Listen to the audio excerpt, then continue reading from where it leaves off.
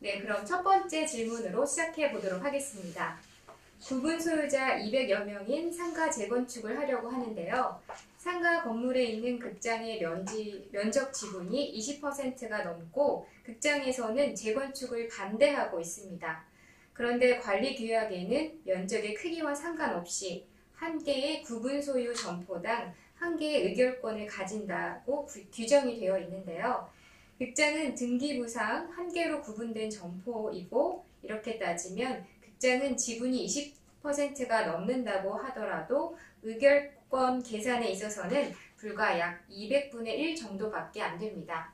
이에 대해 극장은 반발하고 있는데요. 이렇게 극장을 면적 지분이 아닌 규약상의 의결권 계산 방법으로 약 200분의 1로 보고 재건축 결의를 진행해도 문제가 없는 것인가요? 라는 구체적인 또 질문을 주셨는데 이에 따른 또 변호사님의 구체적인 답변 들어보도록 하겠습니다. 네, 이 질문 듣고 우리 한번 질문을 드려볼게요. 이 상가에서 약 이제 200명인 구분 소유자 수가 200명이에요. 200명인데 199명이 재건축에 동의해요. 근데 199명의 지분을 다 모아보니까 79%예요. 그러니까 한 명은 21%예요. 집합건물법은 이미 아시는 것처럼 구분 소유자도 80%가 넘어야 되고 그 다음에 지분도 그러니까 의결권도 80% 넘어야 되거든요. 근데 여기 같은 경우는 지분이 80%가 안 되는 상황이에요. 머릿수는 80%가 훨씬 넘는데도 이 경우에 재건축을 하는 게 맞을까요? 안 하는 게 맞을까요? 저는 이제 개인적으로 법적으로는 안 될 것 같은데 기본적인 게 왜냐면 이 80% 맞춰야 될 거라고 보는데 이제 결국은 뭐 소송을 해야 되지 않을까요? 근데 맞아요. 정확했어요. 법적으로는 안 되는, 기본적으로 안 되는 게 맞아요. 네. 안 되는데 그럼에도 불구하고 이 집합건물법에는 이런 것을 해결하기 위한 조항이 마침 있어요. 그래요? 또 잘 이게 왜 뭐냐면은 집합건물법상의 의결권 정의 규정이 있습니다. 집합건물법상 의결권은요. 규약에 달리 정함이 없으면 규약에 달리 정하지 않는 한 그 경우에는 지분 비율로 하라고 돼 있어요. 이걸 역으로 해석하면요. 규약에 정함이 있으면요. 규약대로 가는 거잖아요. 네, 그렇습니다. 그렇죠. 네. 근데 여기 규약이 어떻게 했냐 하면 규약에는 지분과 상관없이 점포당 하나씩으로 맞춰놨단 말이에요. 네. 그럼 이분은요. 그리고 집합건물법 7조에는요. 재건축 결의를 위해서 구분 소유자 수 5분의 4. 그 다음에 지분의 5분의 4가 아니에요. 의결권의 5분의 4예요. 그러니까 지분 갖고 따지는 게 아니라 의결권에 갖고 따지는 것이고 규약이 없는 건물 같은 경우는 당연히 지분 갖고 따지겠죠. 네. 규약이 있는 건물은요. 규약 갖고 따집니다.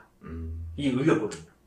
그러면 여기는 구분 소유자 수는 199명이 동의하기 때문에 거의 99%가 동의하는 것이고 의결권은 점포 수를 하는 거잖아요. 네.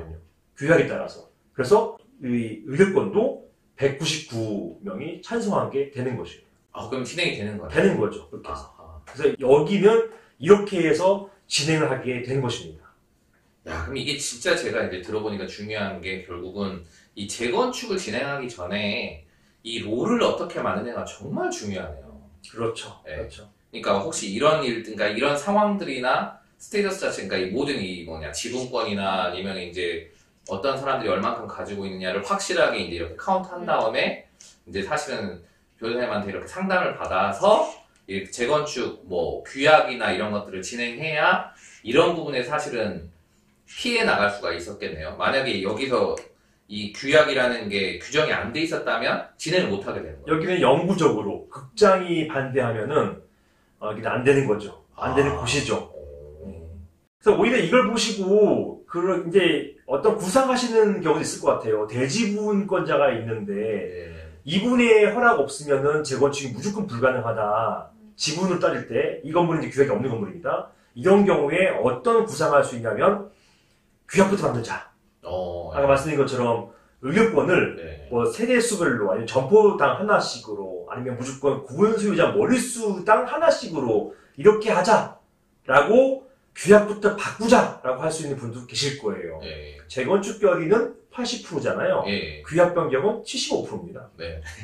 75%더 쉽잖아요. 네, 그렇네요. 이렇게 해가지고 바꾸려고 하는 경우도 생길 수 있겠지만 뭐 쉽지는 않습니다. 뭐 어찌되었든 이런 경우는 법은 구분 소유자와 의결권으로 돼 있고 의결권에 대한 정의는 규약에 달리 정함이 없으면 지분 비율로 따라서 규약에 달리 정함이 있으면 규약대로 하게 되는 것 이렇게 규정되어 있습니다.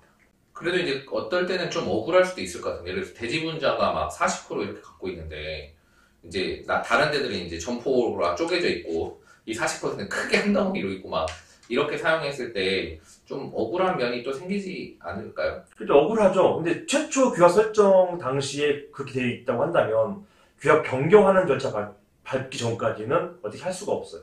아, 대지분자도. 그렇죠. 아, 이런 걸 정말 건물을 뭐 매매하거나 그럴 때도 정말 확인하고 다 그럼요. 봐야 되겠네요. 이거 일반 공인중개사분들이 알 수 있는 그런 일은 아닐 것 같은데요. 그렇죠. 이렇게 제가 또 배웁니다. 저는 참고로 말씀드리지만 늘 네. 건물에 너무 관심이 많습니다. 아직 네. 꿈돌이라서. 상가는 가지고 계세요? 동대문에 있는 중요한 상가. 네, 꿈돌이다, 그러셔서 꿈돌이. 더 집중해서 들으시고 계실 것 같아요. 네, 저는 이 시간이 행복합니다. 네, 이렇게 또 오늘 정말로 또 새로운 부분까지 또 짚어주셨기 때문에 더 많은 분들이 큰 도움을 받으시지 않으셨을까 생각이 됩니다.